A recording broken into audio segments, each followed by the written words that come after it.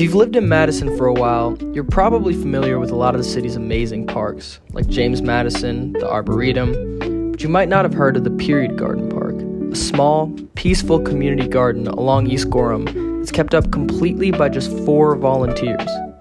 I started here about 7 summers ago. I had just moved to the downtown area and I missed my garden that I used to have.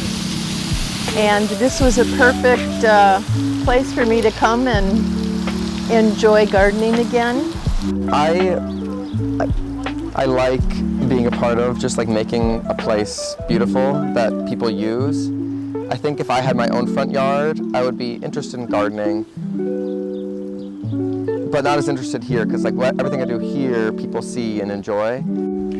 What you wouldn't know at first glance is that the garden has a long connection with the community that surrounds it.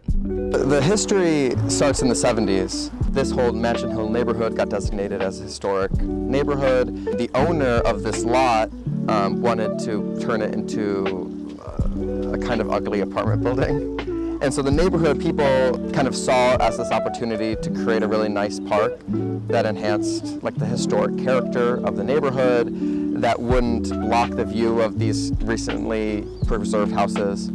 And so they got a group together and raised money and got the city to buy the lot and did this process to turn it into the park. With the recent passing of the previous head volunteer, Taylor Blair is now in charge of making sure that the garden stays in shape. Joe passed away last summer, and so I had been being part of the garden for about 2 years at that point, and then he kind of suddenly passed away, and that's how it kind of transitioned into my hands. I feel very happy to be a part of it, and also I feel like somehow it all worked out, that someone was here to like take the reins.